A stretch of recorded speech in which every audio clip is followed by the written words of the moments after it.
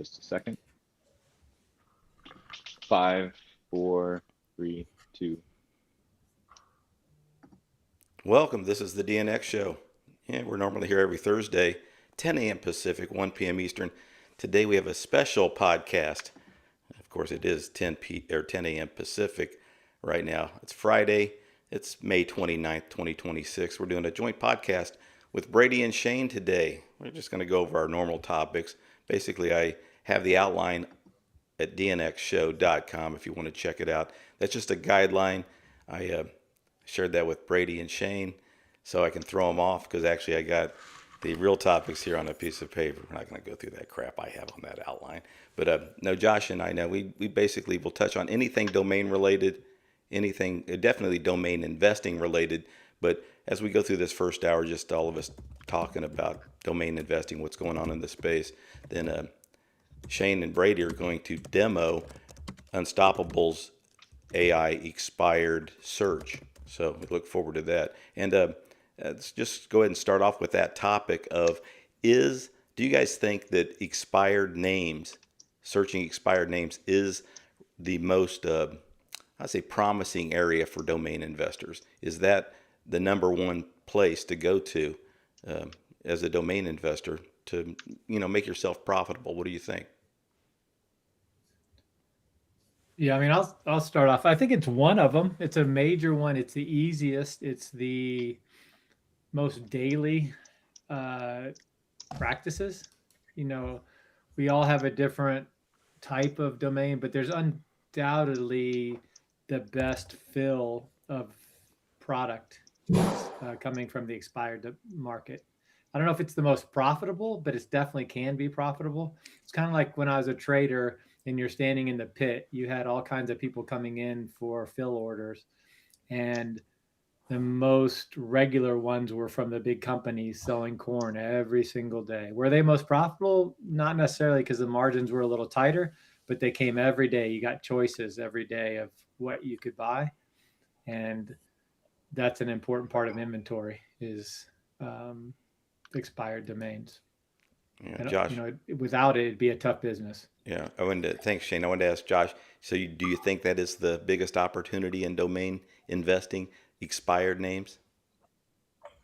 Well, it just depends on what part of the journey you're on, I would say. Early in the domain game, with limited capital, yeah, probably. I would say that makes a lot of sense. If your strategy is scale quick and that kind of thing, I also think you probably want to play in the expired domain market. But is it the biggest opportunity in domains? I mean, no. I don't play in that market at all, and some of my closest colleagues in the space don't play in it at all, and are doing very, very well. So I mean, it just depends what segment you're trying to go after. I would say for the majority of people coming into the domain space, that's probably where they want to focus. But we've talked about this before. There are multiple ways to acquire names. That's just one avenue. Yeah, Brady, what are you seeing over there? Now that you got an expired service, search service offered at Unstoppable, what do you think about that, opportunity and expired names for investors? Sure. I mean, so granted, I am not a domain investor, so take everything I say with a grain of salt. But we've certainly seen a lot of uptake. I think users are looking at things like DAX. So that's Dynadot's auction exchange, which syndicates expired auctions across many top registrars, including us and Pork Bun. And they see that as a nice way to view, much more quality inventory in one place, whether that's at Unstoppable or Dynadot or somewhere else. I do see murmurings that the wholesale market lift prices are just insane nowadays. But the retail market is keeping up just as well. And so, who's to say that you're overpaying? Yeah. Well, so we jump around. We got a lot of topics. Like I said, somebody wants to see what some of the things we're going to go over. You can go to dnxshow.com. But Brady, I laugh because I think about, I'm one of those boomers. Brady, we were walking around Vegas and wherever he's at, he can't help himself. He eventually says, "Oh, he thinks domain investors mostly are boomers, mostly us old guys." He's right most of the time. But Brady, I wanted to touch on before we get to. I see Josh's name there, Josh.si. I guess that's the new hot extension from what I'm reading on fucking X. Yeah, excuse my language. But yeah, we're going to go crazy here today. We're going to talk about that .si extension. But Brady, I wanted to get to something super controversial. Well, it's not so much, but when you were saying, I think probably about a month or two ago, how in years from now, boy, things are changing. Domain investing is changing. I felt that way, but I like to see you get, grief for it. Basically, as soon as you come to the domain investing world and you say, boy, things are changing. It may not be so easy here in a couple years. Basically, domains, who knows how they're going to be needed, if the prices are going to remain high. But talk about what you were, your predictions, because we're going to go, talk about that where we see the space in 5 years. But talk about those predictions that you had a couple months ago, just talking about the future of domains, not really being bullish on domain investing, not negative, but just, basically putting a little bit of fear in domain investors. Tell us, expound on your thoughts. Sure. Well, I love being a devil's advocate and stirring the pot a bit. I remember sending that post and Shane was like, if you run a church, you need to not be an atheist. And that was very sound advice. But I think it's worth examining these like core assumptions around the industry. And at the end of the day, it is a technological question. And technology is advancing very rapidly right now. So the core of my, thinking there, and there's both like a big picture, more speculative thinking around like, okay, is the DNS going to outlast like this AI revolution where websites are being built much more rapidly? Not just humans are building websites and consuming websites, but agents and autonomous computer programs are both building and consuming the information that's online. Is the DNS built to last as more and more of the traffic and usage online is driven by agents? The core thing, the DNS is a phone book, right? It's like these domains are designed to be human readable because humans are the ones reading them. Well, humans aren't the only ones reading them anymore. And a computer can do perfectly fine, memorizing a bunch of IP addresses.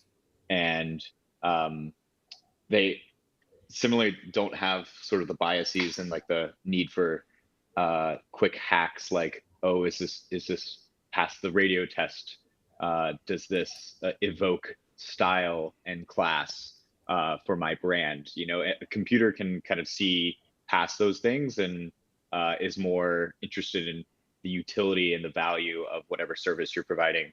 It can go do a bunch of research very quickly on Yelp, on Reddit, on benchmarking the performance of whatever service that you're providing. It doesn't need to do these kind of like gut reaction human things that we've learned to do as consumers.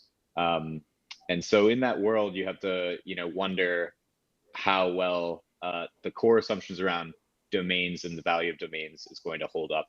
And then there's also sort of the pragmatic consideration, which is all of these assumptions around domain value really have been derived from the Google search algorithm and how it treats domains over the past 20 years, which has been an evolving story. We've seen the latest chapter unveiled last year with ads for domains going away, which is obviously big news.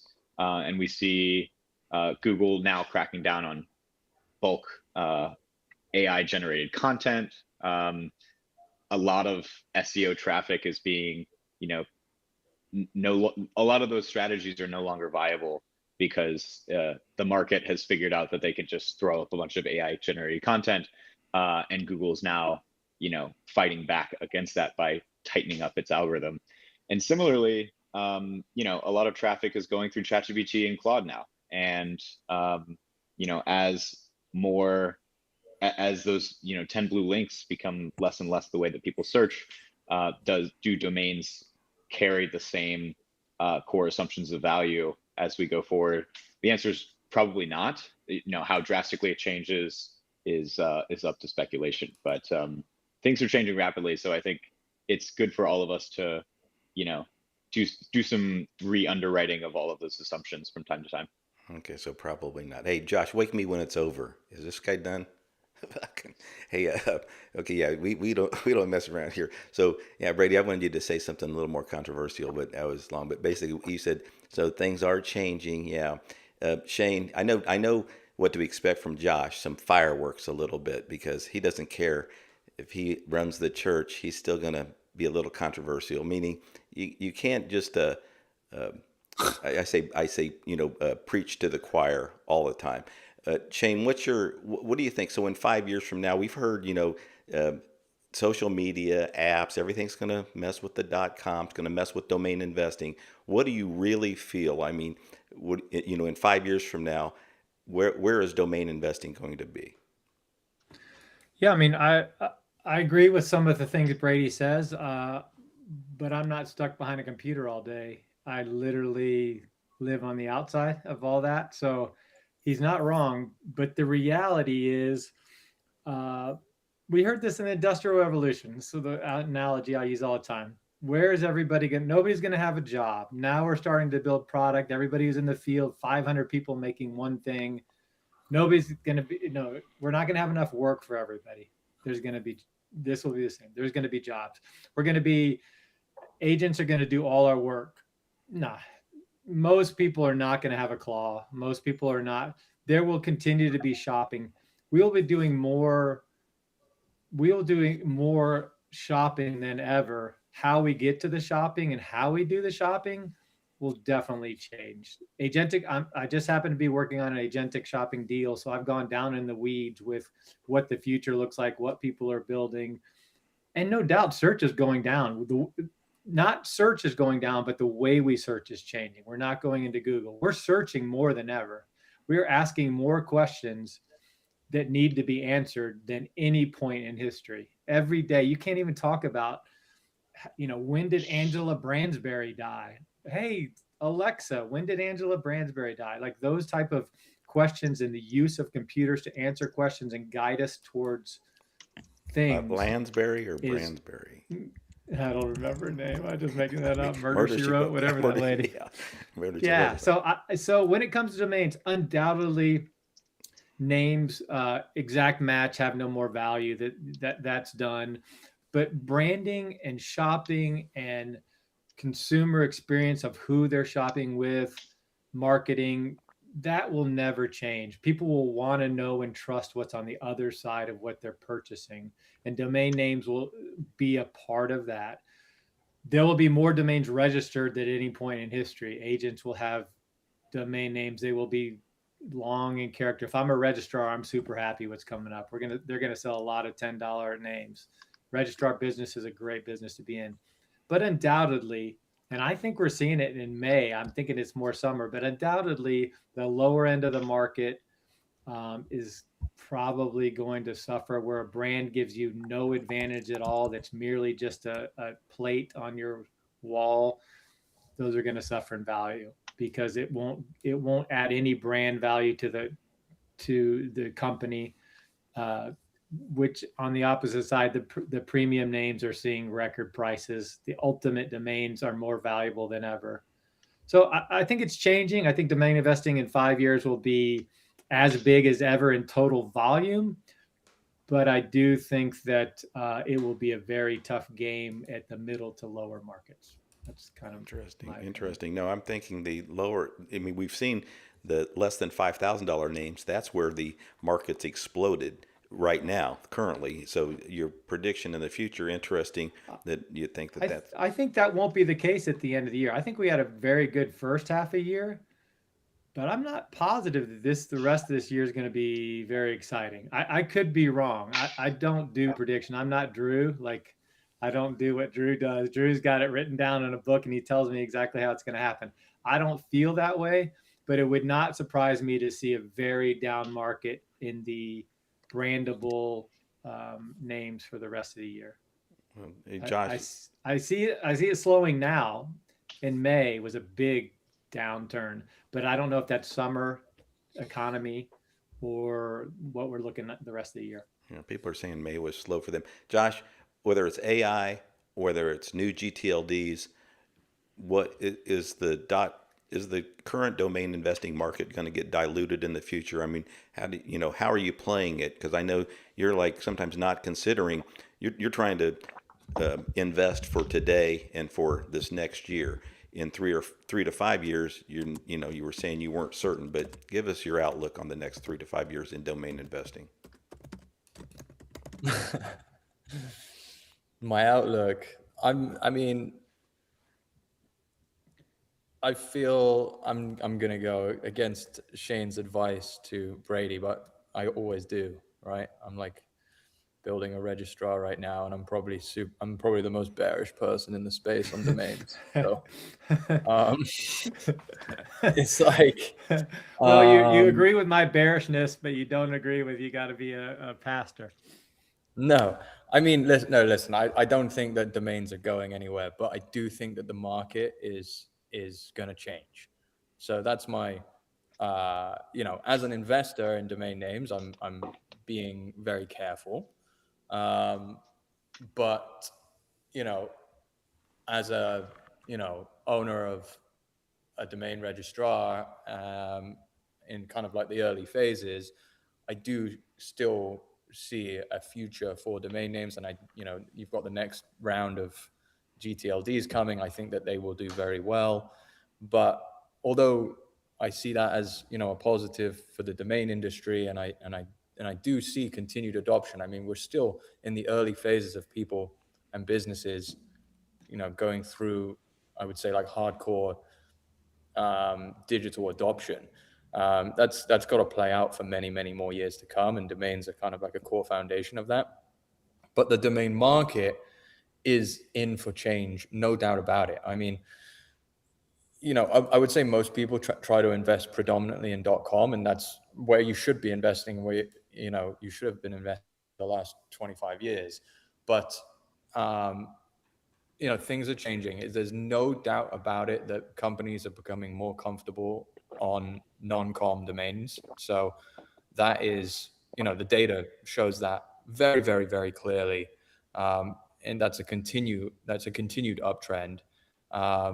So, that adds, you're seeing particularly registry operators now competing more and more with domainers, which makes things more difficult, and we are seeing that difficulty. I mean, there are people that have been in the space for a very long time that, quite frankly, are not doing as well as they were maybe 10, 15 years ago. I mean, you hear and see a lot of the guys that continue to do well, but there are a lot that aren't. I can tell you that for sure. But the next round of new gTLDs coming next year is gonna further dilute that. And it's not just that there's going to be more space, more domains competing.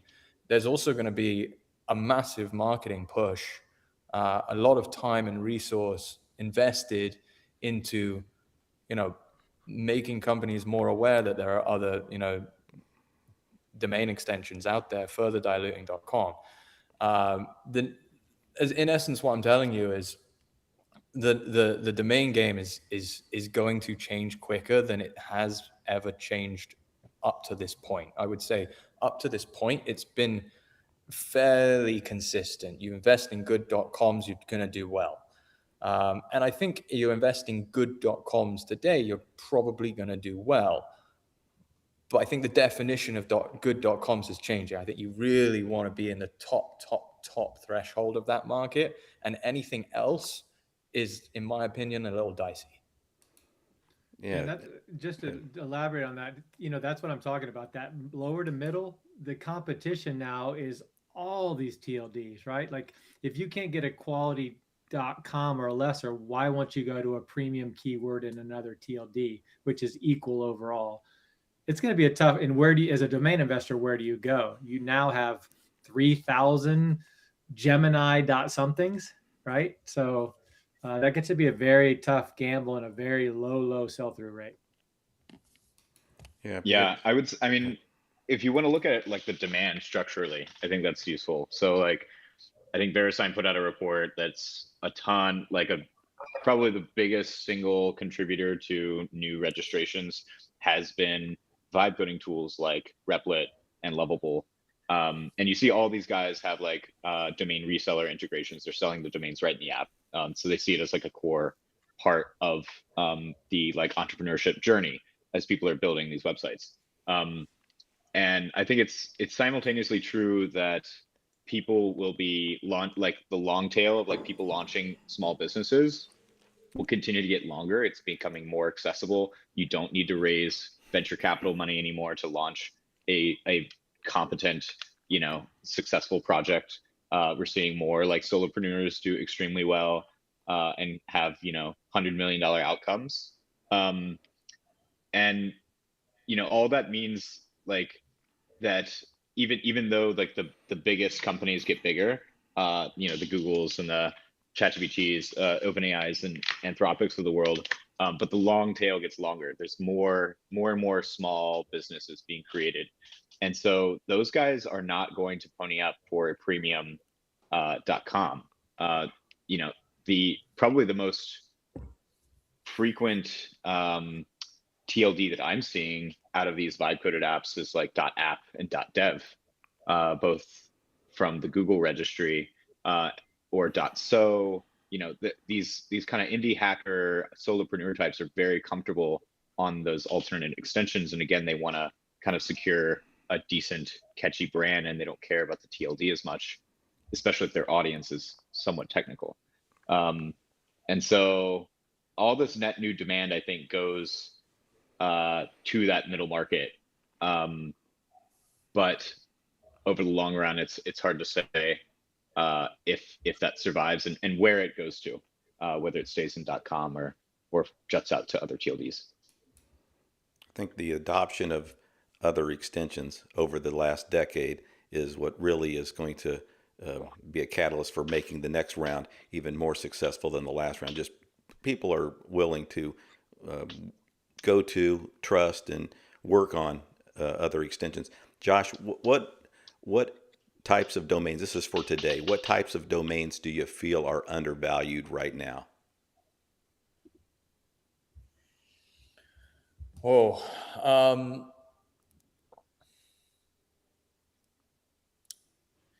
I mean, I'll be honest with you. I don't think any are undervalued. I know that's kind of just a very boring answer, but I don't think any of them are undervalued. Maybe the absolute high end, but it's hard to say that they're undervalued because I know people that are investors that are, willing to pay, 400, 500, 600K for some of these names. That's not nothing, but there might be that that's not a crazy price, to be honest, for some of these top names. Other than that, I would say nothing is undervalued. But if I had to pinpoint something, I would say the things that everyone tells you are crazy prices, those ones are undervalued. I think I was expecting some like a certain extension. Shane, what were you going to say? What do you think? I was going to say, I told someone this yesterday. The best value in domains right now is 500,000 to $1 million, because those will be 3 to 5 million, I think, down the road. I don't think there's any like secret TLD or secret keyword anymore that people aren't discovering. There's too many tools. Brady's back there in the back room making all the tools to search everything and find every little niche that you can find. So I don't know that there's value. There are some at auctions, maybe some things that go for less than maybe they should, but even that, like it's time. Like almost in previous times, and I know Josh will agree with me. 10 years ago, you could have bought almost 5 years ago, almost any domain at auction. Look at it today and thought no matter what you paid too high, you turn out fine. I don't agree that right now that's the case. I think you do have to be careful on some things now. I don't think every domain you buy now will automatically be worth more. That was the case in the past. I don't think that's as true now, and it will be less true going ahead. That doesn't mean you can't find deals and names won't increase in value. I'm not saying that at all. But as far as steals, I think the best value are the upper end where there's just not very many players that can afford to pay that much money, and down the road will sell for millions, because I think the best assets in domains will be $5-10 million assets. It's not a game that most people can play, and I barely can play.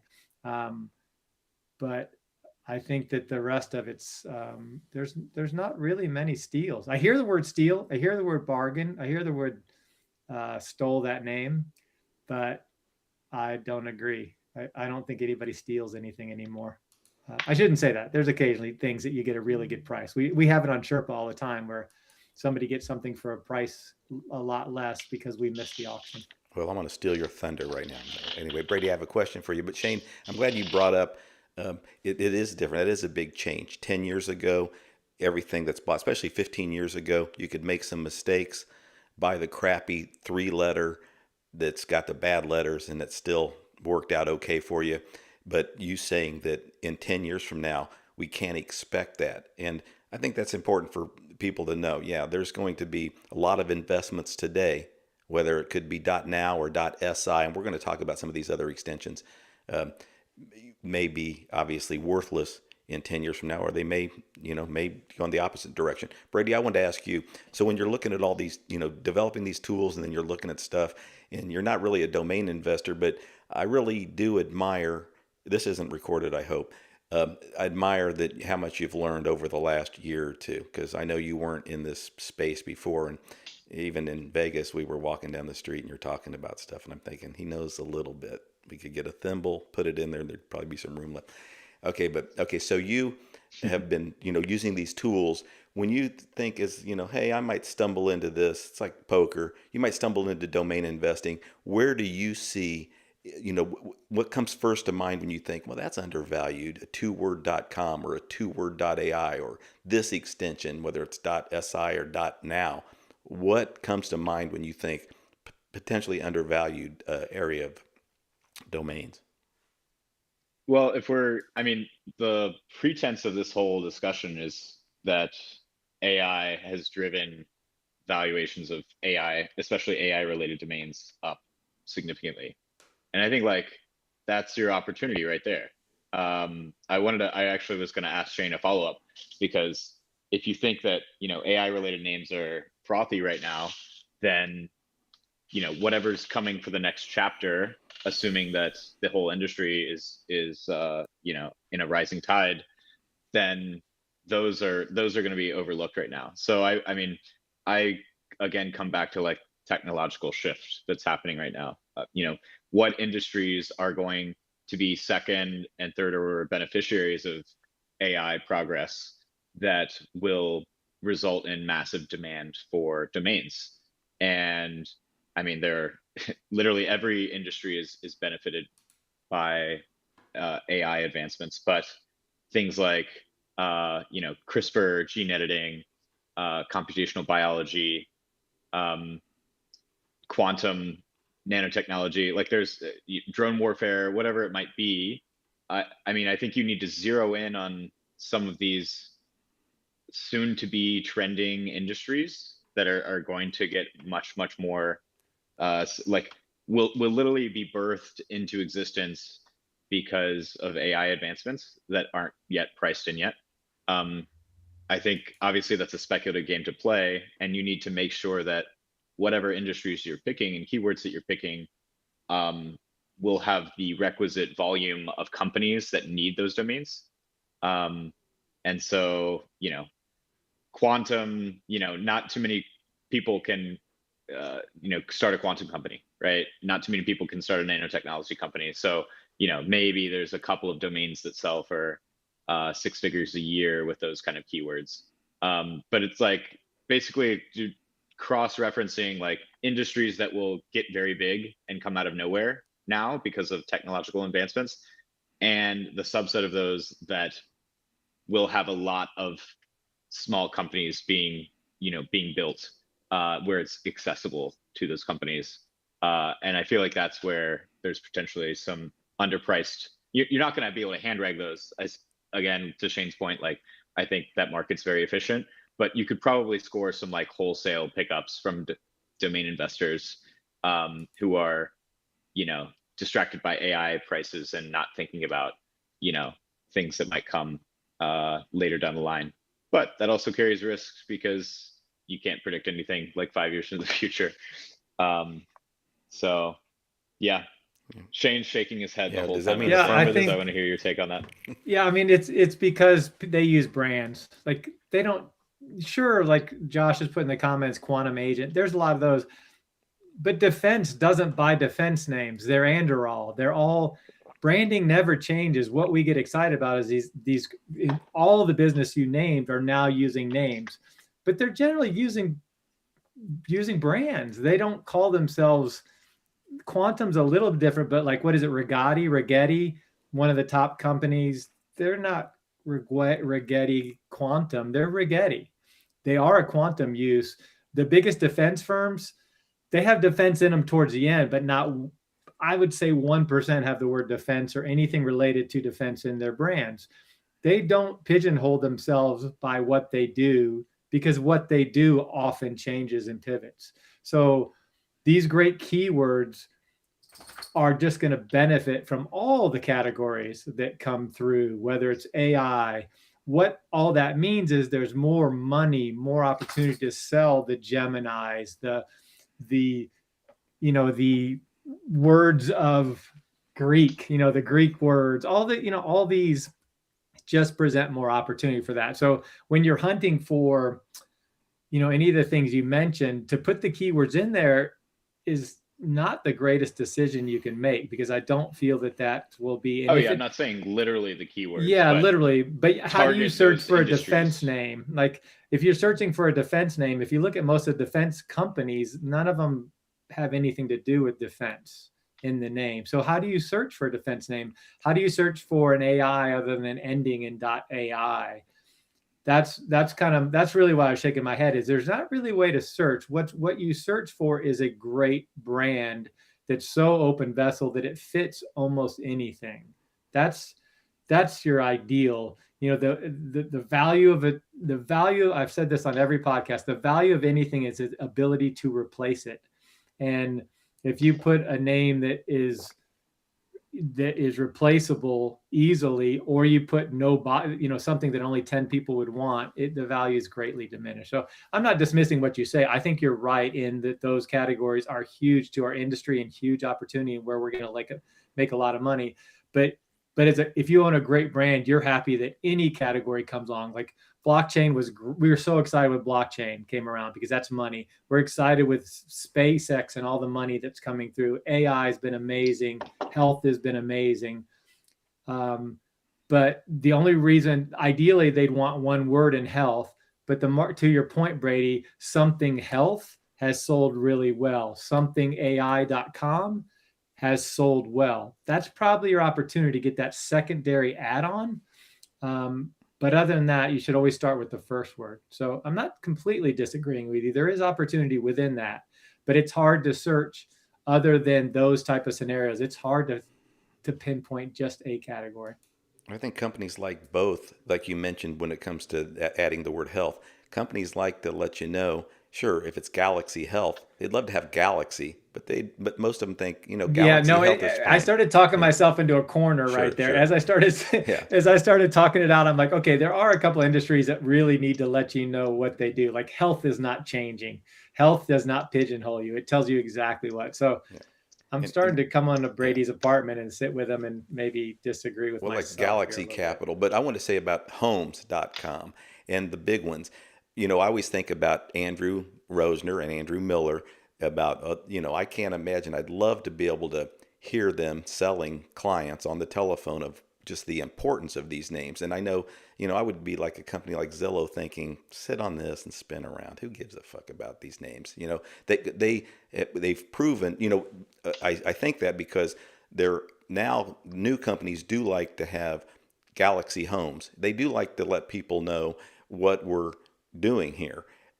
It's that I think that's important, and then many times you can't get that single word. But I just had never thought. So Shane, I was buying into what you were saying first. I think companies most of the time don't like that single, just especially the single word. So I mean that's why I would like to hear what the top guys are, how they're selling. You need this. You need this key word. This is finance.com or business.com. When I think, geez, are those really, they've sold them, but are they really, valuable? Josh, what do you think about those single word, category killer?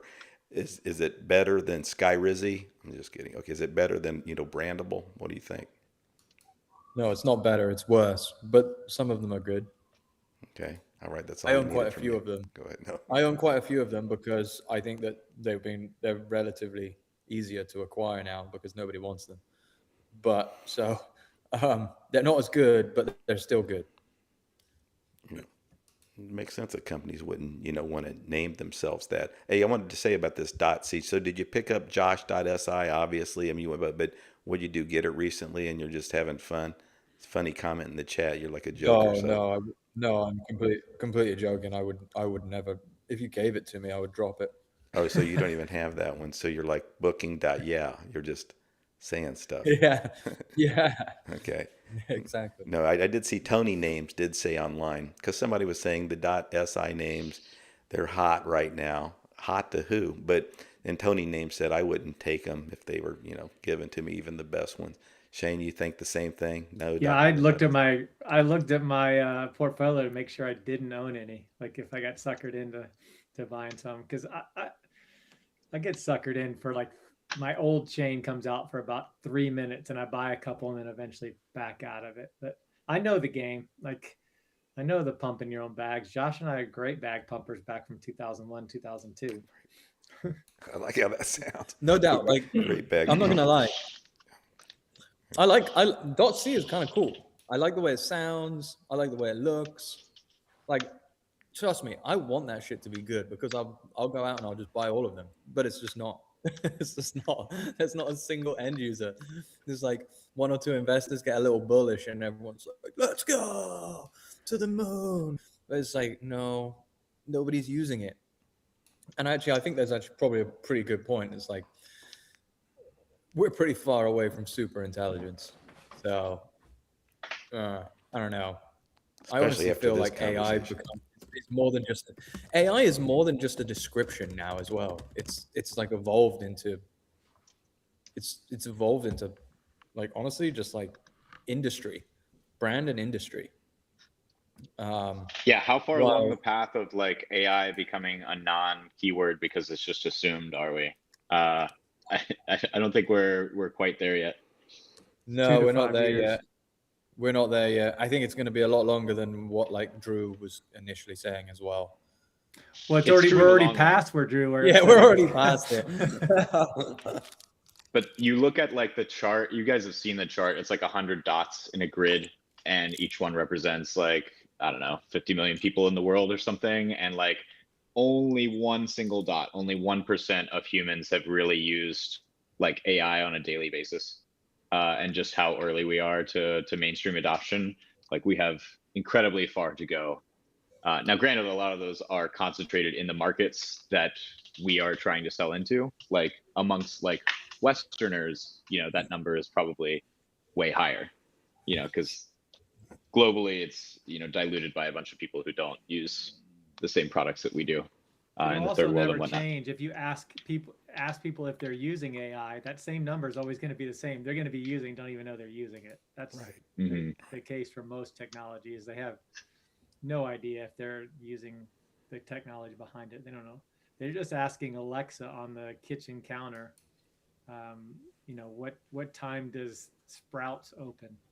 And, it's a data set or, it'll come back with information about other things that uses AI. They don't have any clue that they're doing it. They're just trying to live their lives in the quickest imaginable way. Yeah, that's people that I don't use it at all, and the marketing and advertising that's right in front of them is AI produced or developed or whatever, and they're thinking, no, I don't mess with it, and it's like it's all over Well, your the best is face. that I watch a TV show, I watch the news, and the ladies on a Zoom using, internet, talking about how they don't want data centers because they hurt the world. So she's streaming the news on her television while on Zoom, thinking that there's no use for data centers. That she doesn't even realize she's using a data center to do everything she was doing. Yeah, Brady, what do you got there? I feel the same way, Shane, when I fly my private plane and I'm talking about saving the world anyway. But Brady, what is this thing here? This is yeah, it's so funny. People they only dislike data centers when it's being used for AI. Everything else is totally fine. This is Todd's post. This was from a year ago. But he's showing like some highly correlated spikes in AI, .ai, .im, .bot, and .si. I saw someone quoting this recently on X. I would want, this is a year ago, so I'm sure the charts look a whole lot different. And of course, it's not to scale, so obviously AI dwarfs SI. But the delta is there for SI at least. I'll use the Harley Davidson story. Harley Davidson noticed that the spike in female motorcycle buyers was up 10,000%. So they started gearing their marketing campaign towards that. And eventually they realized they alienated the 99% people were men buying, and realized that a 10,000% increase was actually like 20 women. So yeah. So those charts can look anything. Todd, you've run before. You see a chart of a race, it looks like it's mountains, and you go by and it's actually 20-foot hills that are scaled. So I agree that those charts are records, but I'd have to see the actual numbers to truly think that they're game changing. AI, we know. The rest, I'm not sure. Well, Josh, before we, in 15 minutes, we're going to start this demo. Brady and Shane are going to do this newly developed demo that's their AI expired name search. So I look forward to that. So the next 15 minutes, there was something I was going to mention to Josh. I can't remember. It was something important, really important. Anyway, .org prices go up June 1st if you guys want to know. I can't. That's Josh and I. We're .org kings. Yeah. Love.org. Trying to save a little bit of money, your renewals. Well, Josh, what's going on at the registrar, DNX? I mean, what's happening? When is that? When do you foresee it, launching? I'm not sure. We're testing. We're doing a lot of testing on like bulk actions and making sure that those are as fast as possible. I think that bulk actions and speed are two areas that a registrar really should be on top of before going live. So I'm pretty adamant that those two things are as close to perfect as they can be before we go live. But I mean, we're very close. All right. I wanted to make a comment. Yeah, I really did. Those eyebrows of mine. Shane, earlier, what I'm thinking in the future is the AI companies, especially these agents that are going to be, visiting websites and handling business, they're going to think, we don't want to spend money on these domain names. So we're going to figure out a way not to spend money on domain names, even if we buy one, the cheapest one possible, and then we have subdomain names on that name. We're going to do whatever it takes not to put money in the pockets of these registrars. I mean, we'll figure out a way. And I think, some companies will offer, here, go ahead and like social media, companies do, but also Cloudflare, we're going to give you a website or a web page, and now you can make as many subdomains on that as you want. And now if it's a trustworthy company, agents would go there, maybe even get a free subname and then have subdomains off of that. But so what do you think about that, Shane, about AI companies or basically agents trying to, or certainly working to get around having to register many domain names? Because I have belief that there will be a lot of need for domains in the future, but I think it's going to be more subdomains. Well, I can tell you that there's going to be new TLDs that come out that are geared towards agents. That'll be a couple pennies over ICANN fees or all the fees. So it'll be geared just for that exact, make it as cheap as possible, $1, $1.22, whatever, a year. So there's already people thinking about that, knowing that this is going to be a scale that 100,000 bots are going to use it, and still it's enable trust within its individual domain. Because obviously, when I went to the Miami conference for AI, 95% of the conference speeches were on trust, security. Everything was about that. How do we make agents secure? How do we give trust to agents? If we're going to just let them roam our internet, how do we make sure that we have good actors and able to identify bad actors? And a domain name is a good way to be part of that. You've got to tag them somehow. So anyway, I think that, yeah, from TLD standpoint, I think this next round is going to involve several people that are thinking exactly that we're going to give it for pennies on the dollar. And, VeriSign and registrars right now are giving .coms for pennies on the dollar. Everybody else is getting their fees. The registrars are making nothing. So I think the new TLDs will handle this bot thing. It's my opinion.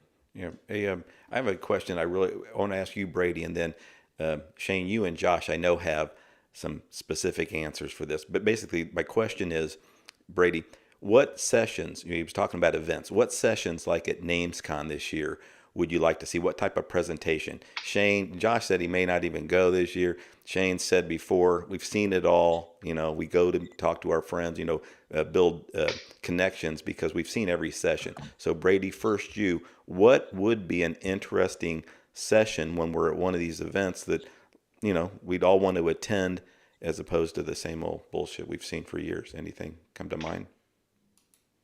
Sure. Well, I mean, I think the expectation is very high for registrars and marketplaces to put out new products that use AI, because there's a lot of opportunity to build magical new experiences with it. And if you're not seeing them unveil some kind of AI product that's trying to make your life as an investor easier, then those companies just aren't hustling for you. And so I think that's like one expectation. The other is, they should be talking big picture things. I think it's important. Like we were talking about the future of domains earlier, I think that is the forum for those big, hairy questions to be tackled by people with deep technical expertise in SEO and DNS infrastructure and really lay out and take a good faith engagement in the black swan case for domains and go through the motions of figuring out why that would or would not happen. People want to go to these conferences to hear the smartest in the industry debate important critical topics, and that's what they should be doing. Well, get it out. And then of course gTLD round goes without saying, and we'll know a lot more about the round by that point, because come August all the applications will be in, at which point all the applicants will be probably announcing what they already went for, and the dust will have settled in a lot of ways except for the contention sets, and so there will be a lot to talk about in terms of sort of who went for what and how much they spent and all of that. So that should be pretty juicy around that time.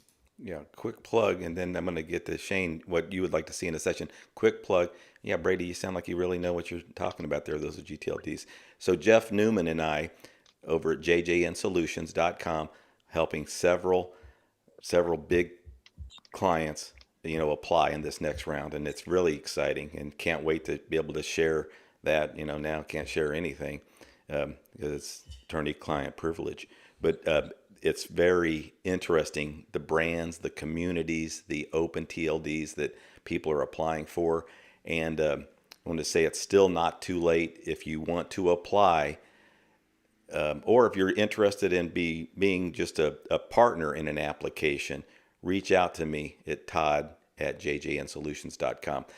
Some interesting opportunities that are just happening right now, because there's some folks that are applying. They've been, say, approved with the ASP program, meaning they get some support from ICANN, but yet it still takes quite a bit of capital to, operate a registry. But it is, Brady, I'll agree with you, it's going to be very exciting after this window closes. So then a lot of us can talk about, here's, clients that have applied, here's, basically some intentions for these TLDs in the future. Okay, Shane, to you, sessions at NamesCon. I look forward to seeing you there too. What would you like to see? I mean, you've seen every session, you know what's going on. Tell me what you'd like to see, and then maybe you and I'll, do it together. Yeah, I mean, the honest truth is you have to do your conference for the people that are attending the conference. And we are mostly domain investors, and there are some sessions that people share information that maybe we hadn't heard, but I think we need outsiders. I need people from other industries to talk about things that they do that can relate to what we do. I can't give an example, but Kim Carpaccio. and I know it's difficult to pay. Yeah, exactly. I'm not sure exactly, but like I said, I don't feel it's not that I know everything. I learn every day. I meet with people that teach me every single day, but we talk to the people in the domain industry. We're not that big a group.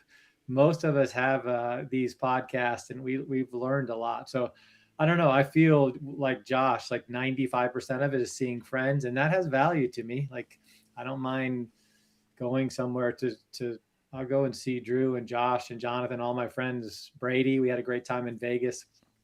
That's what I remember. That being said, it takes one good piece of information or one good meeting or even one good session to pay for everything. And you have to think about that it doesn't have to be a conference of banging speeches. It really needs to be one good one there or one good meeting. So that's how I justify it. And it generally is true.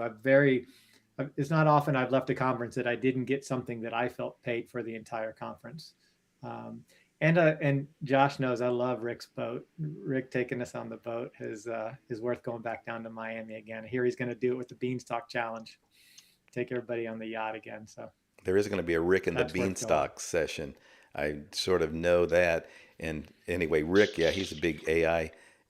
He's a bigger promoter of AI than this young generation. Yeah, than Anthropic. Yeah. Hey, Josh, well, what would you want to see at a session? So you think, hey, that's exactly what I wanted to see. That was worthwhile. That's what they should have at these domain conferences, this type of material. What are you thinking?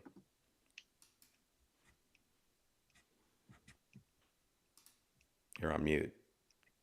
There you go.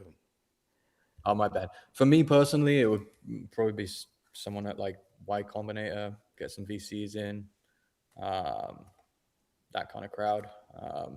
Anything domain related, honestly, just about no interest, to be honest. You're a bundle of fun. Yeah. Well, I mean, it's just like, what is there to talk about that we haven't already talked about a million times? So, I mean, let's be honest about it, right? Let's just be completely flat out honest. Nothing has changed. Like, we have this, if you bring up the same people talking about the same thing over and over again, there's nothing new. So I'm just being a realist. I'll tell you one proposal that I had for, some of the sessions was a live demo of taking a name, turning it into an autonomous entity right in front of people's eyes. People talked about it for years. Can it really be done? Can it be turned into a business that quickly? And, enough with the bullshit. I mean, can you really make something like an interesting presentation, interesting session? Well, we'll see. I mean, yeah, I don't care about listening to what your idea is and what might happen I want to talk about like what is happening, what we're seeing. Like, show me what's, examples of stuff that is going on right this second, whether it be successes or failures or, what have you. But, someone jumping on and saying, swarms of agents are going to go and register all the domain names on the planet, and it's extremely bullish for domainers. It's like, no, they're not. I have no interest in listening to like these far out theories that seem to come up a lot. It's like, I want to hear about real people doing real things, and whether it is successful or not successful. I would have even more interest in hearing about things that people have tried and haven't succeeded with, or where they thought the industry was going and why it didn't go there, and things like that. Like Christian Voss, I don't know if you were there for Josh when Christian Voss did his negotiation, talked about his book on negotiation. It was good for everything. Is negotiating life, negotiating domain deals, negotiating business, and it turned out to be one of my favorite books of all time. And it was just a perfect example of taking something and teaching us skill set that translates into domains or translates into life, but definitely translates, but it has nothing to do with domains. So bringing in a skill set that's broad, but yet can help with the domains and is a professional at it, to give us tidbits, to have, more of a business self-help type people are the ones I think I get the most out of. The guy from Atomic Habits came by and reminded us of things like that. I don't know. To me, that translates much better than showing us how to build a super incredible landing page that ranks well in Google. Not that that's not important or important to some people, but that's things that we're trying on the side anyway. And that's stuff that Brady's going to have us doing on a daily basis. We don't need a whole conference for it. Hey, everyone, we appreciate you joining us. Now we're going to jump into a live demo with Shane and Brady. But before we get there, I want to say, Shane, that corn behind you is making me homesick for Indiana. I want to ask you, how did your wife enjoy the race? She didn't go. You mean the Grand Canyon that I just did? No, or she know the Indy 500. Oh, the real race. I forgot I said that. You're silly. Man, they get all lit up. That's one of the best central or like the Midwest party zones ever. They've been doing it for like 50 years. They do it right. There's no doubt. Yeah, it's an HRV wrecker, I call it. Yeah, my mom lives in Speedway. I went to 45 of them, in a row. But this year I missed. Oh, she lives in Speedway? Yeah, my mom parked. She made $640 parking cars. She just parks them in her yard. But yeah, it's a big day for us.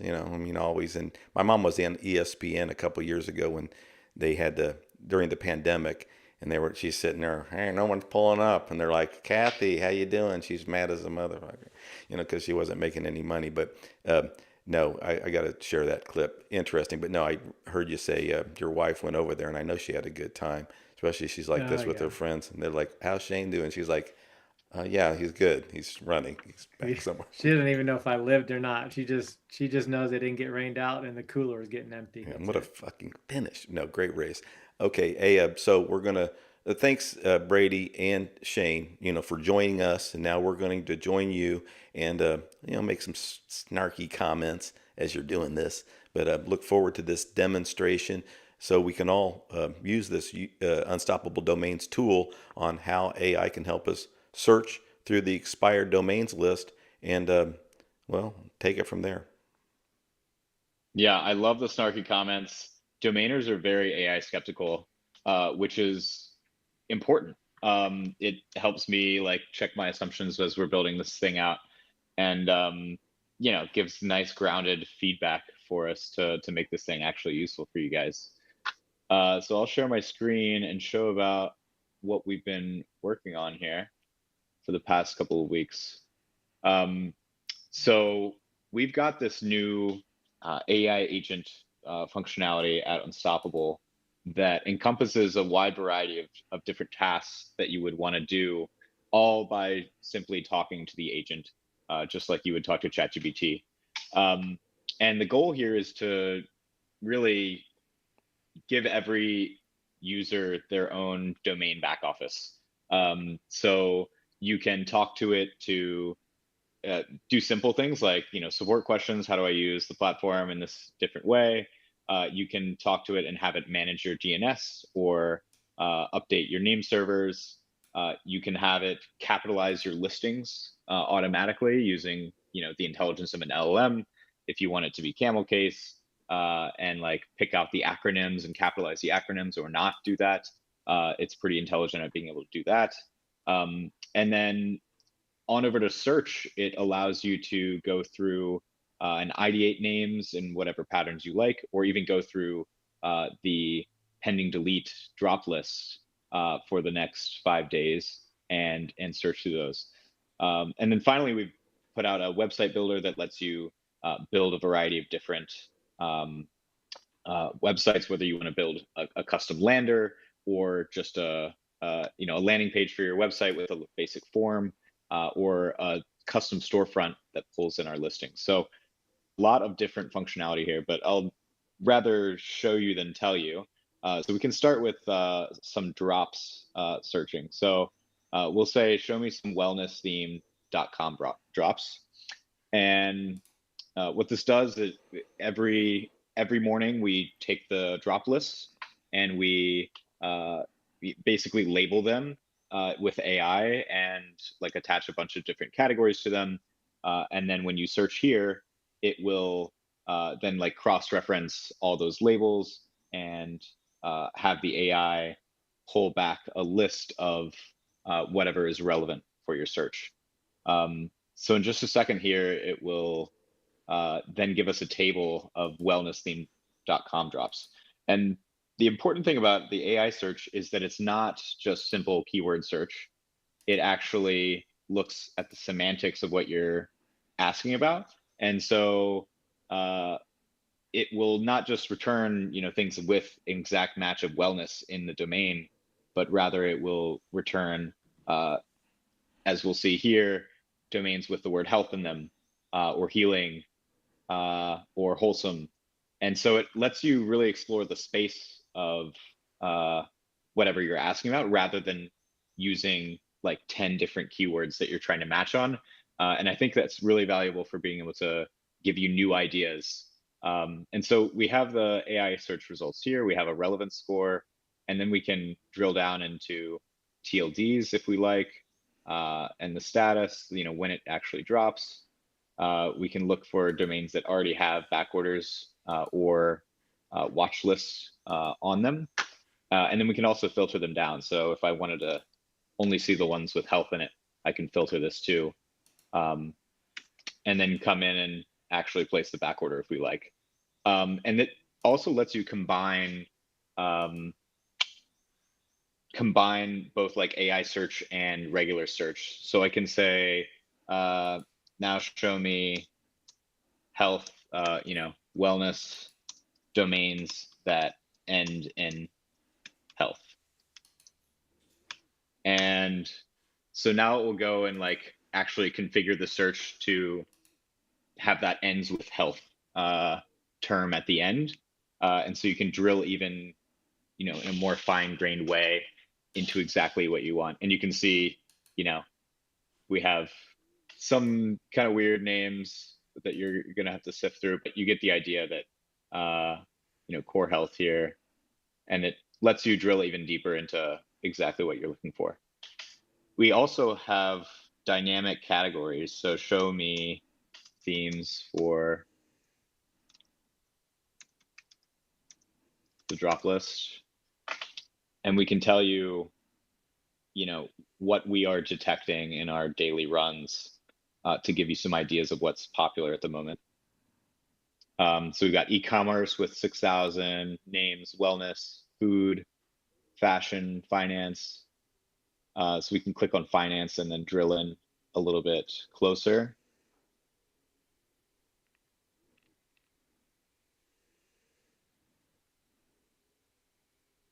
So I assume, Shane and Josh, you guys use expireddomains.net. That's typically the state-of-the-art tool. And they have great like advanced filters that you can do.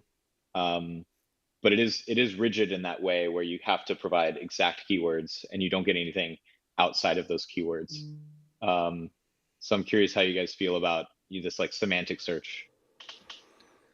Well, I download the list and use my Claude and throw it into my APIs. I have like 5 APIs, whether it's name bio, a couple. I use pipeline.com. I don't know if you, Brady, ever use Pipeline? No. What Pipeline is that? has Pipeline is like the ultimate feed of data. Like if I want to bring every single research paper on health, like there's a billion APIs of just great data, and you just bring them all together, and then that I use that to help search for names like that have sold well in the past, sold at auction. So I just build my own little one, and that's why I was asking you earlier to see on the LLM, because a lot of times when I see a site like yours, I'll use it like a regular GPT instead of using my tokens. Like I wanted to check and see how open yours was. I said, what's the closest Sprout to Urbana Sprouts, and see if there's any located in the state. And I want to see, and it is kind of, it does give that answer, but it doesn't allow APIs, which is great because you don't want people giving their data and API keys in that. But that being said, within your ecosystem, this is a fantastic way to search. Like this saves me, and I said this off air, this saves me so much time of building something to do this same thing. I don't have to plug in my APIs. I don't have to download the list. I can just go in and do it. And the fact that you're using the DEX of the expired auctions, that means that all the other places that are doing it, yours is a better experience to find those names, right? So you do have an edge on Dynadot and Spaceship, who are all part of the DEX. Isn't that what it's called? The DEX, right? Is that DAX, DAX, DAX. Dynadot Auction Exchange. I call it DEX because I was thinking of compiling. So DAX, yours should be the easiest one to search. Using the AI, it should be the best user experience. So I think it's great. When it comes to the DAX listed names, it's a race to the best way to find them. And I think you're doing a great job. Again, I like expired domains, but the more API, I think the future of everything is ease of APIs, right? Like everybody opening their APIs and not breaking them. I'm not an engineer like you. So when GoDaddy added 3 or 6 extra fields the other day, it broke what I built. For most people, that's no big deal because you have some automatic checker that fixes it. But GoDaddy sent me no notice. Mine breaks overnight. So none of my stuff tracks. None of my auctions go out. Like everything I built was broken. And then 5 days later, they sent an email. By the way, we added 6 more fields to the key. That's a problem. I think APIs are going to be the lifeblood of what we do. And if those break, it doesn't work. You take that out of the equation. Brady, can you ask it what it thinks is the most valuable domain of the ones that it selected? Let's see. I think it'll, I don't think it has that capability, but it might. Let's see. But I mean, I think it should come up with some sort of answer.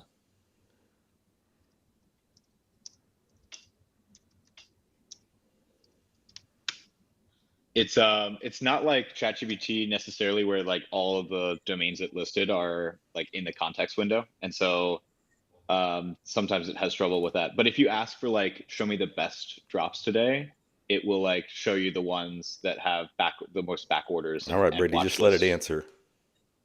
Favorites on. Yeah. Yeah. Okay. So it says funstyles.com, finance lab minus the E, and rocafinance.com. rocafinance.com is the one. It's good. Yeah. rocafinance.com is good. The other ones, good. Not so much, but. All right, Josh says it's good, so I'm going to back order it. Well, Finance Lab, how could you not like that one, Josh? Why? You love those 2 words so much. Because there's no E in it. There's no E. Oh, yeah.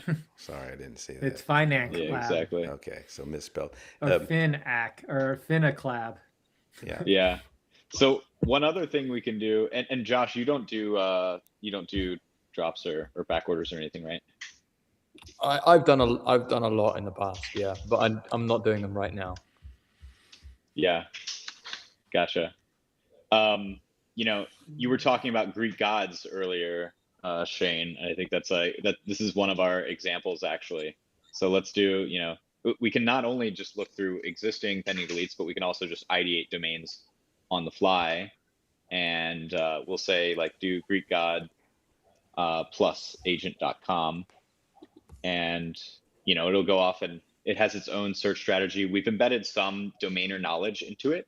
So ideas around should pass the radio test, shouldn't be terribly long, should be easy to spell. If it's a compound word, it should be relatively short. So we've tried to embed like some of the best practices that domainers espouse, and make sure the agent has a lot of that embedded into it as well. It's like Shane's dinner table. so it He comes- talks about Greek god and Roman Empire all the time. His wife's like, "Oh, great. All right, so go ahead. This looks great. Agent. That looks like a Rome.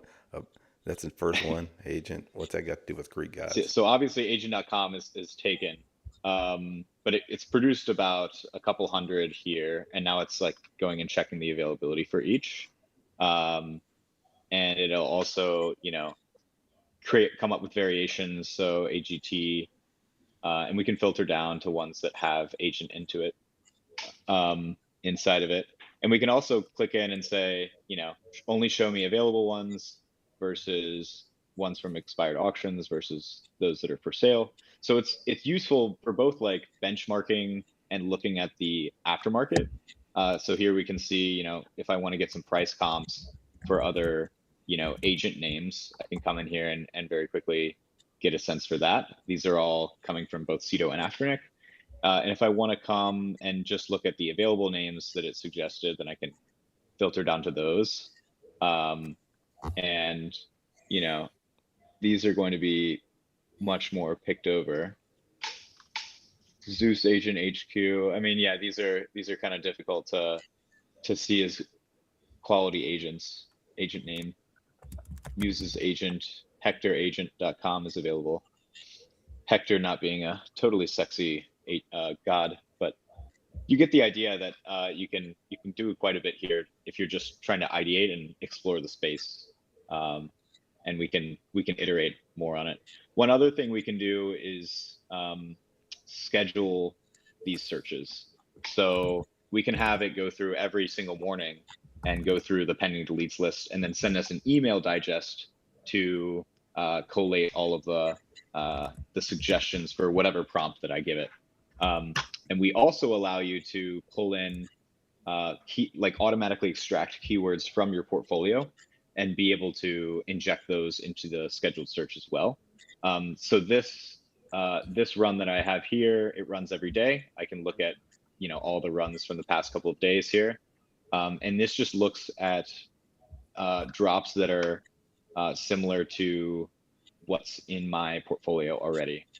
So I have some Act 60 names. I have like some bot names, so I can filter down and see I have a bunch of bot names. And I can similarly filter by TLD if I want, and length and watch list count and whatnot. So this is just a really quick way to get personalized results, and then drill down further if you like. Can you do something like what payment related names are dropping today that will be available to register tomorrow that are 8 characters or less in .com?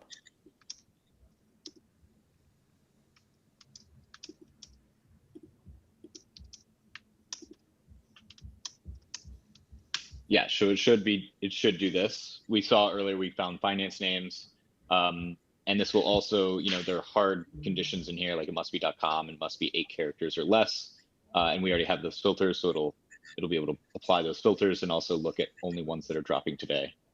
So it's a fairly, we'll see what the results look like. There might not be too many results with this many conditions, but yes, you can do this. Josh, did you sell something there? Where are you showing that screenshot on your phone?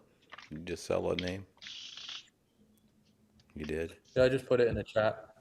It was a name at Unstoppable, Brady. Oh yeah.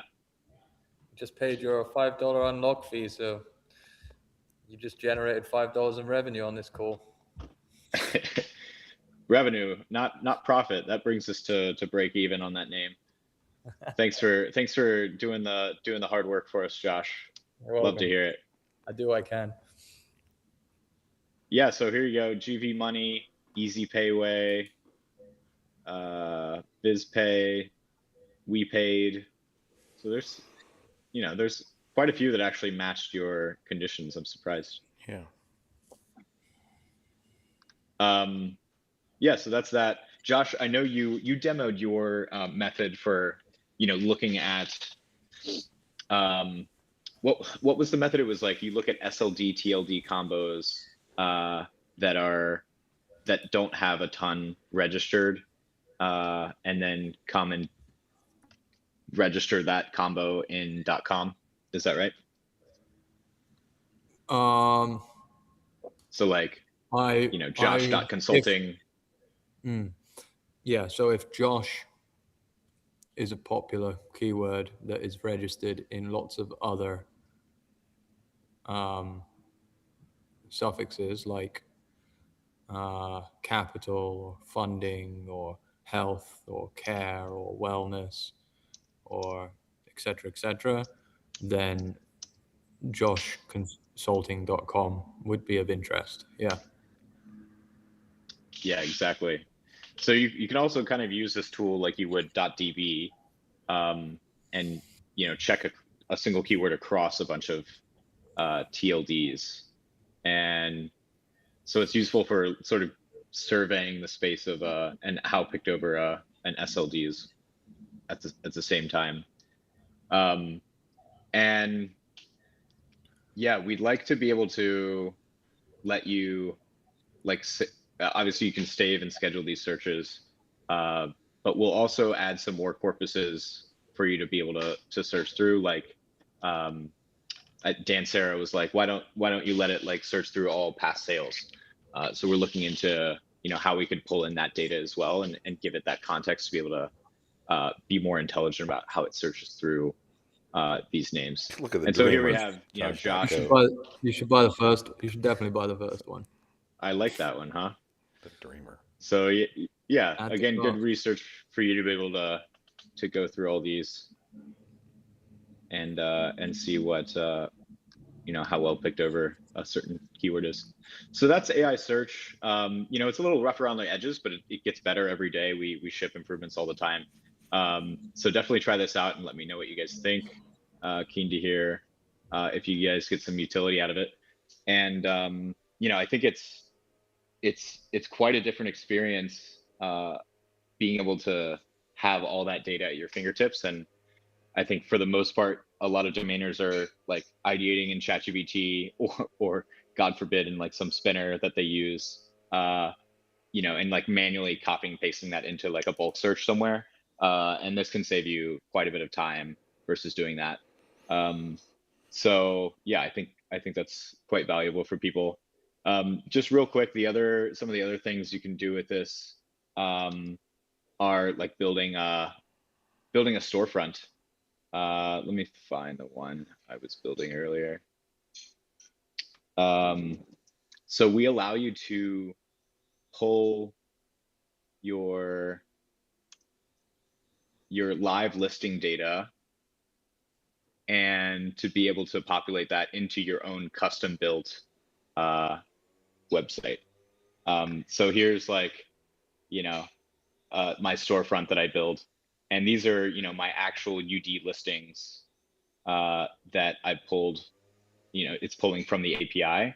And, if a user clicks here, they'll be able to, go and make an offer on the UD website. And this lets you, I can update the styling however we want. So I can say, make it Zen Garden themed instead, and it'll go and redesign the entire website to however I want it to look. And you can also build, any arbitrary website if you're, building any kind of business, or you want a landing page for a new project, or, just a contact me form, or a place to put your headshots or whatever else. Then, or, Shane wants to show all the photo finishes from his races in one place. Like, you can build some fairly sophisticated websites with this tool. You were right. You're not a and then domain publish investor. them I can in tell one by click. those names. Are those your names, Brady? Ghostcluster.com, auto outbound. Yeah, exactly. You'll notice my very ambitious 3-figure prices here. I blame those on being demo names. We just need enough to get in there. Let's see if this is live.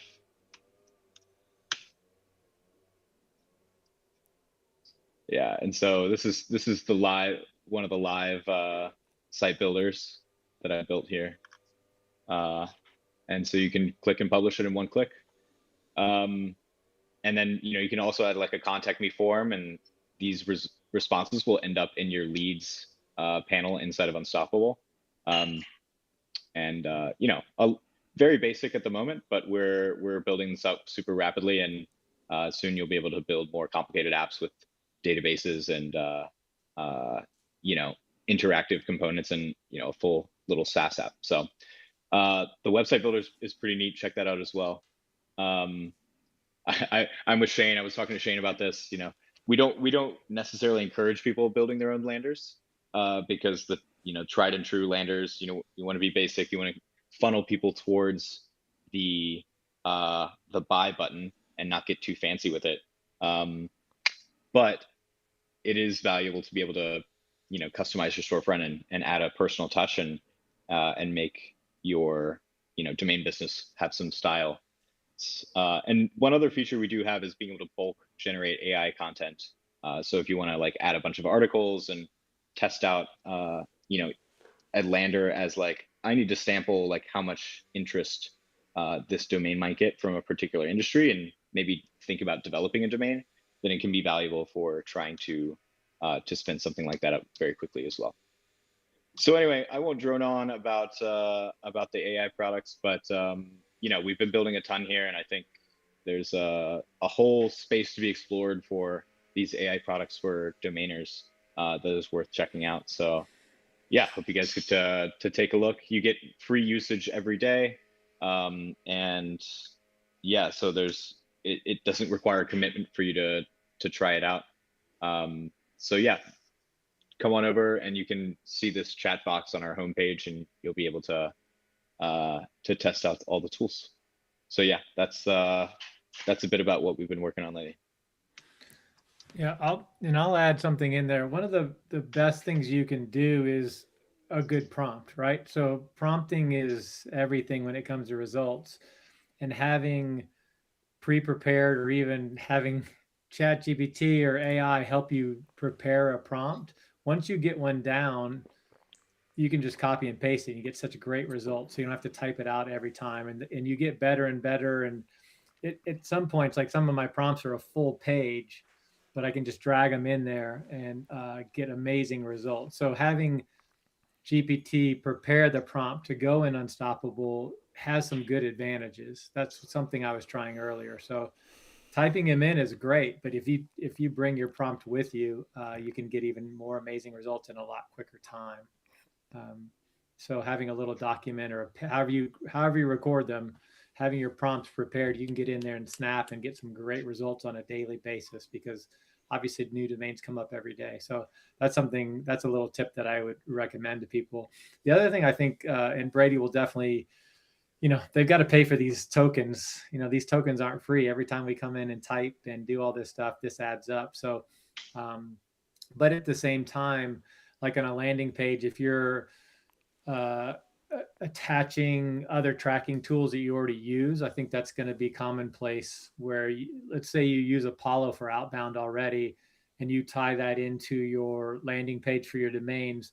Now you can see that anybody you emailed came to your landing page of your domain, and you can say, hey, I contact that person, they actually came to my landing page, and track that maybe the emails you're working with are good. HubSpot does a really good job with that, various tools. One thing you're noticing is people like Google Gemini and Claude and all those are finally saying, we're not going to do everything, but we can tie into whatever you want. Like if you have a specific tool that you use, we're not going to do that. We don't want to do the tokens to use it, but you're welcome to come in and tag it to ours and make ours a little more powerful. Even the biggest sites are doing that. So I think I love what Unstoppable is doing. That's why, I'm teaming up with Brady. I think it's amazing, and it's only going to get better as we learn exactly what we need and how we can make everything more powerful, because our goal is to sell domains. That's literally the whole reason that domain investors are here, and the tools we get to buy better domains and then to make it easier to sell and to have the analytics to sell better, whether it's who came to our website. That's the one thing the marketplaces are missing. We get the data as like, even Adam, who they do as good as anything. You get engagements where they came from in the world. No, I want to know what company they came from. I want to know who the person is. I want to know true data. Like if I have gbf.com, I want to know that GBF Logistics came to my lander and looked to see about it. I need to know that information. If I see somebody came from from somewhere in Germany, that doesn't do me any good. If I know that GBF Logistics from Germany came to my website, that's really important. So that's what I think all this AI and all this is going to do, is incredible analytics, incredible savings of time, incredible data, and help us sell more domains. I'm pissed off. Amen. Hold on, Brady. I'm pissed off. Darcy, somebody's saying that I look like shit on the fucking stream.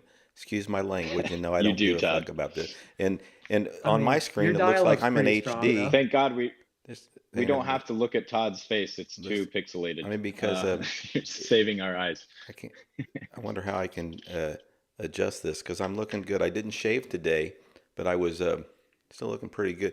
Yeah, I don't know why on my screen it looks good and it looks like everybody else. What's your speed to say 1 meg upload, half meg download? You mean, do I need to go to a speed test to see it now? I can hear the fax machine noise in the background. Pissed off. But you're totally right, Shane. We're here to sell more domains. Very exciting. Next week, we're going to be launching a new feature of our agent to let you source outbound leads for your portfolio. And so that will go and use a third-party service and use their API to check for leads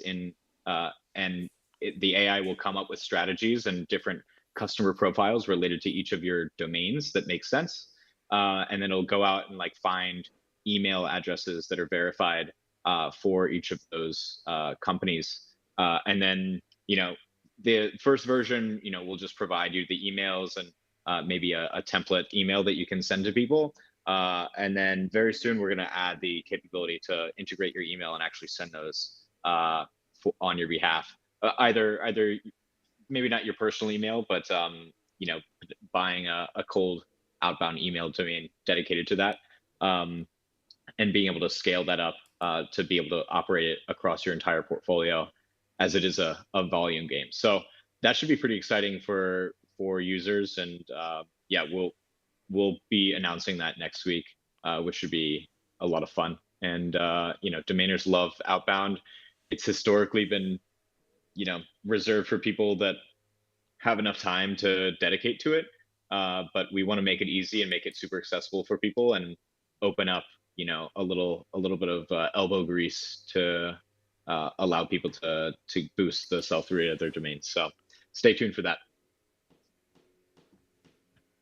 Yeah, I mean, those are definitely the tools that people need. They need, to warm up your email. That's another thing. Is there are warm-up email services, and only outbound people know why you need to warm up your email before you send out bulk emails.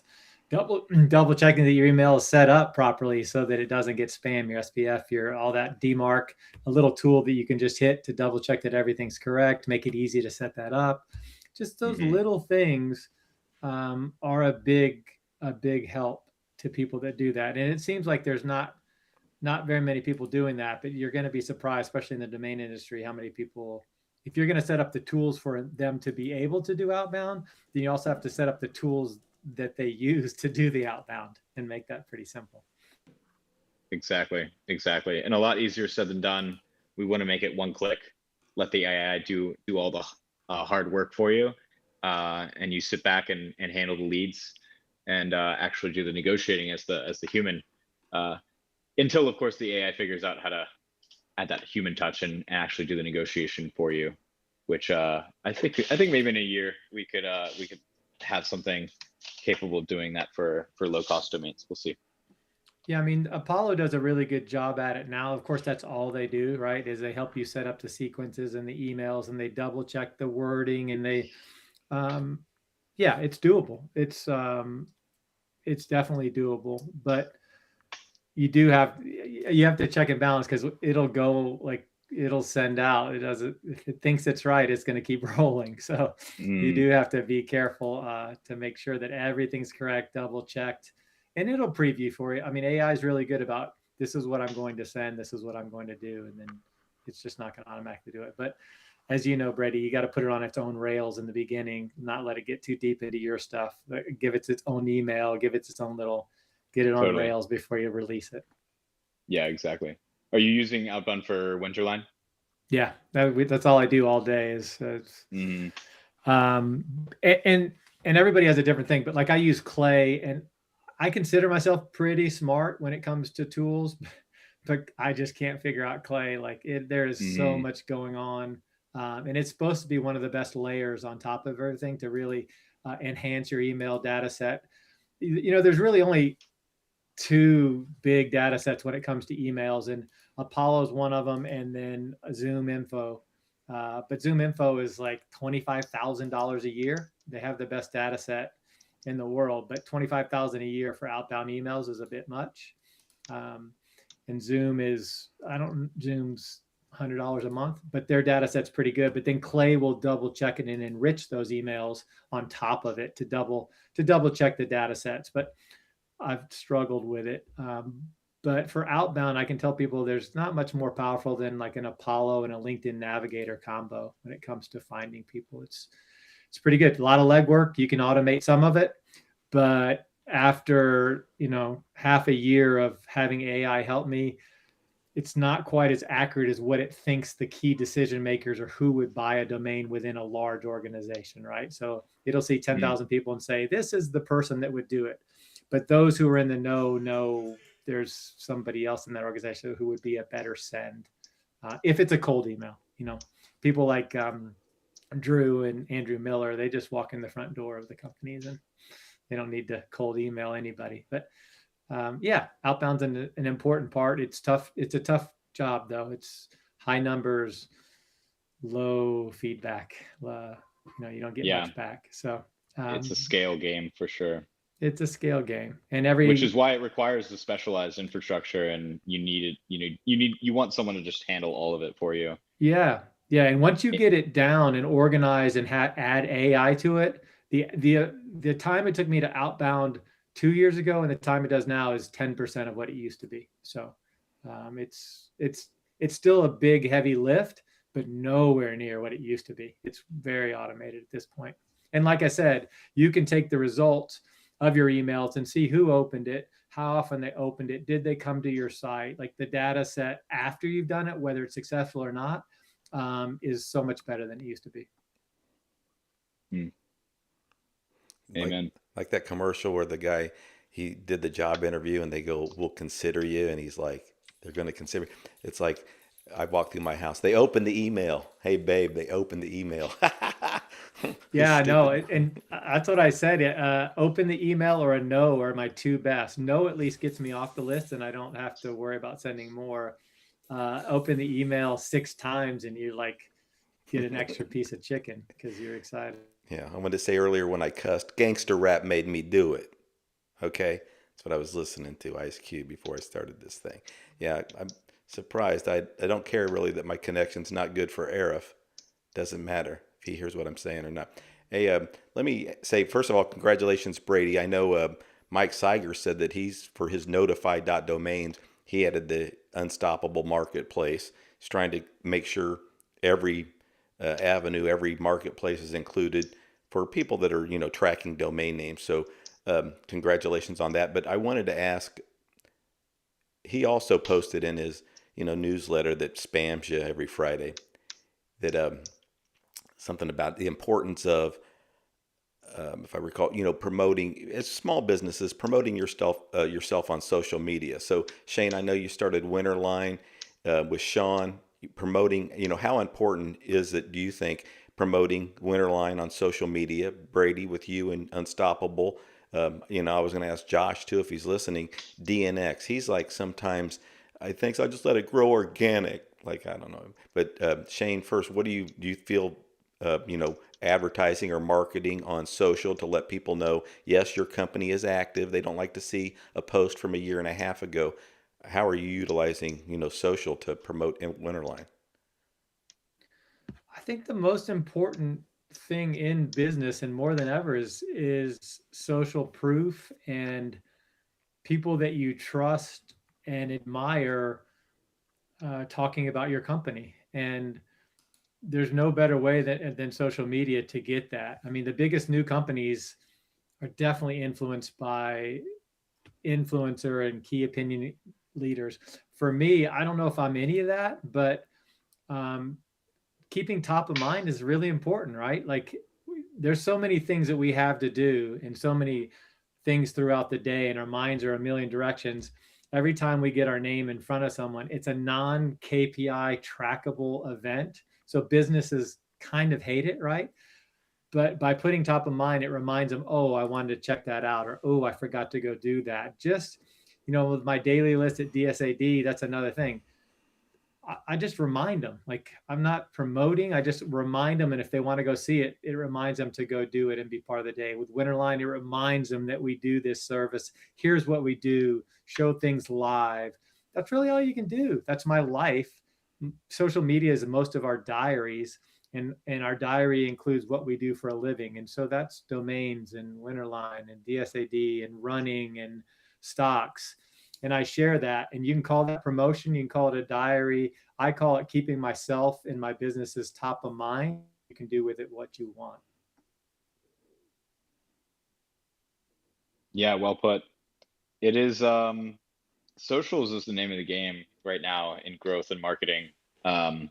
Paid is very competitive, but people really trust like like Shane is saying, they trust people. And it's been this like learned behavior as like the corporate marketing machine has matured and become very efficient at you know pushing out content to people. People are all flocking to more authentic, small time, raw, like influencers. And I think that's what people want to hear. They want to hear the spicy takes. They want to, not see a perfectly formatted post. They want the off the cuff stuff. They want people with personality coming on the live streams, and saying, joshing around with their guys, and so that's, I think, where people are heading. And I think that's only going to accelerate, especially as you have AI content, flooding the zone in every single social channel. That is only going to get stronger and stronger.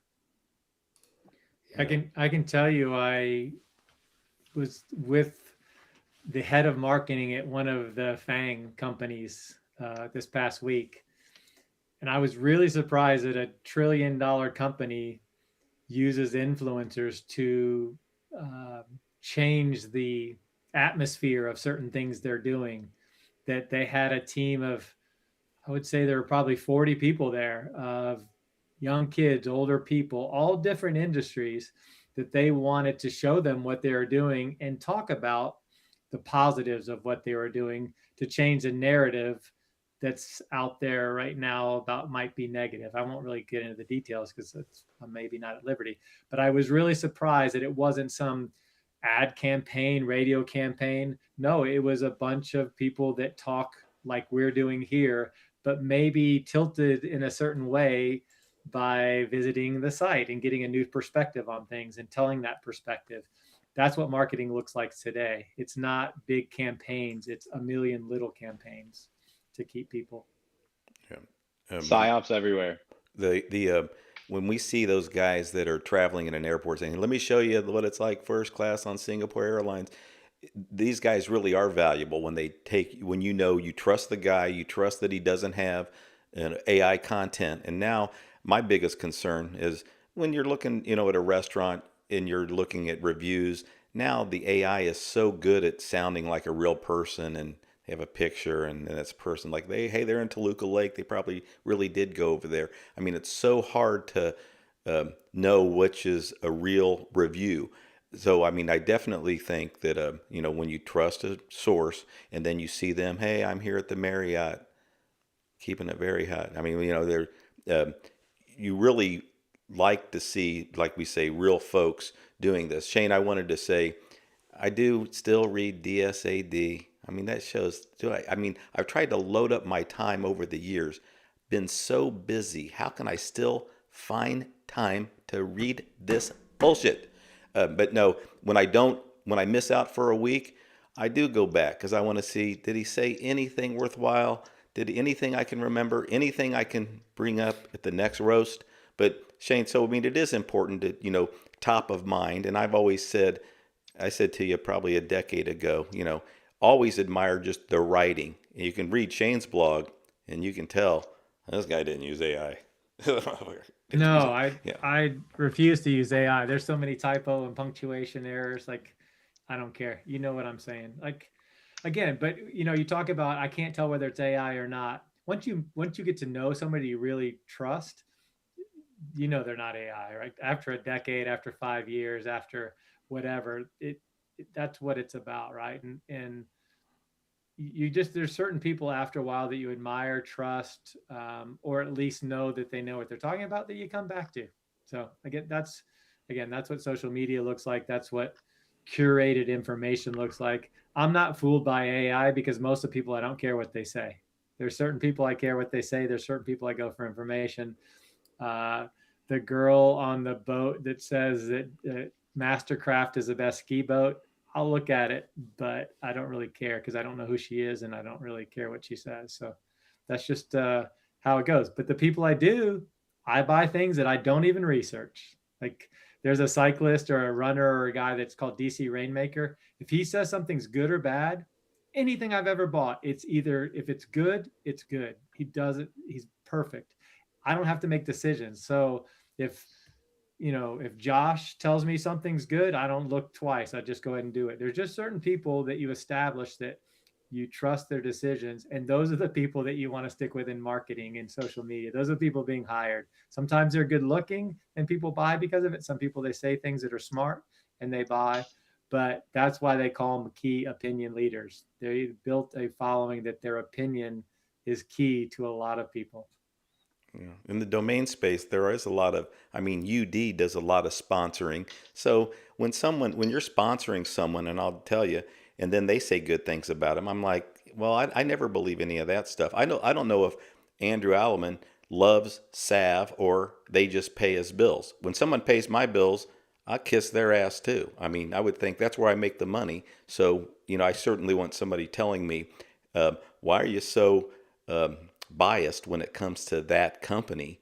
So I do like. You have a lot of ass kissing to do, Todd, based on all the logos surrounding It's your all face my right now. shit. Yeah, exactly. It's all my, You're it's all being my kissed on shit. every side. It's all my shit. Yeah. Yeah. Well, So and that's legit concerns. It's to say that you're not influenced and that you'll say whatever you want regardless of them paying you. No offense, Elliot, but that's BS. You tend to say nicer things when in general, my parents told me that you praise in public and have problems in private, right? So if you have problems, you go behind the scenes and discuss them. But if you have something nice to say, let everybody know. That tends to be more the case when you're working and people are paying you to do that. But that's kind of how life should be, right? Like, you don't need to bitch about everything all the time. If you feel that's your only way to be heard or to be noticed and you don't have a backdoor to discuss in private, then I understand. But if you have a relationship to go in private, if there are problems, that should be discussed. It does no good to put it out there. You go directly to the source, tell them what the issue is, and they deal with it. So it does seem like you're kissing ass because you never say problem, but the reality is you have a place to discuss those problems that you don't have to yell out to the world, help me, I have a problem. That's the true issue. That's really what it looks like. So it's not really kissing ass. It's just, you don't have to bitch about stuff like everybody else. That being said, there are people that that say things that aren't true, or they say things are better than they are because they've been paid. But you try and just say, rather than speak falsehoods, you say the things that you enjoy and leave the rest out, right? So you skirt around the problems and those kind of things. So it is biased to say it isn't. You'd be crazy. It's like there's lots of people that say, well, I like certain things and I don't like certain things. And the reality is you surround yourself with things you like. You don't generally surround them with things you don't like unless you're being paid to have them surround you. So it's a little bit of a game, but I hope, and I'm paid by everybody. There's literally nobody in the industry that doesn't work with me in marketing, except for Spaceship. But other than that, everybody else does. But I try and make everybody better. Like, it's a partnership. It's something that we discuss what they're doing, put them top of mind, go behind the scenes and work on things to get better, utilize everything we know, Todd and Josh. Like, we're utilizing our skills of the past 2 decades to help the industry get better. And we deserve a little payment for that. I think, like, I've spent a long time learning the skill set from a business side and a domain investor. So I don't feel wrong in having some kind of relationship business wise in making everybody better and bringing people, top of mind. I've kind of earned that, in my opinion. For sure. And because you're being paid by everyone, then we can trust you more, honestly, because the directionality of the influences, it all nets out to zero. Hey, Brady, what if you're being paid by no one? You trust, like, that's infinite trust, right? Because it's true, of course. I don't get paid shit. Yeah, me neither. That's Josh, we're going to raise very some good hell. position to be in. Charge so much. Yeah. And you don't even get paid by DNX. Promote DNX that hard either. I don't get paid by anyone. Literally no one. So it must be nice to be you and Shane. Me and Todd are just sitting here like, wait. Josh, I get paid by clients and get paid by no one. And that's why you can see why when people get ruffled or like a guy like me, I was thinking earlier, am I a hater? I've always liked to be, I think, sometimes. But that's why we have a show together, bro. Yeah, I mean, no one, and we get, I don't know, no one's ever even reached out and said, you know what, how about we do this? Especially all you guys that are, I know all the companies that spend the money too. Now I'm like, obviously, anyway, never needed it, but still you think, that's why they do, like when we're at NamesCon, they know, no one, I never paid to get, sessions there. Last year I couldn't even make it, but when I see all these big sponsors and they pay to get their, I'm sure you pay a bunch of money and then you're on the main stage. I tell them, no, I'm going to pay anything. Put us there. We're going to, I don't know. They can trust. There is ultimate trust when you're not on the, getting paid by anybody. But Shane said it very well. And that is on the social media and the domain space, a lot of guys say nasty stuff to each other when we know each other. And you could reach out to them in private and say, hey, I have a problem with some of the things you said or how your company treated me or this, but they just can't help themselves. And, and most of the guys that dish it can't take it, but just a lot of guys are, anyway, pricks in this business. But I think it's like Shane said, if you can't say something nice, don't say it unless somebody's, you can't contact them privately. They're doing something egregious to you. And you think, listen, I'm going to tell United that I put me in the wrong seat and I'm going to tag United on X or whatever. But I know we're probably going to go another 5 or 10 minutes, but what do you think, Brady? I've got to drop now, guys, but this was super fun. Good. Was glad to do the joint show. Game to do another joint one. I'll be doing more of these on Fridays for the next couple of weeks. So happy to join forces again if we like. Yeah. Hey, be sure everybody. Thanks, Brady. Be sure join us next Thursday, DNX Show. We're at 10 a.m. Pacific, 1 p.m. Eastern on X. We're back to our normal thing. But Brady, we'll see you on these Friday shows. Thanks for putting this on, and thanks Shane for everything today. And Josh, take care. I'll talk to you later. Awesome. See you guys. See you.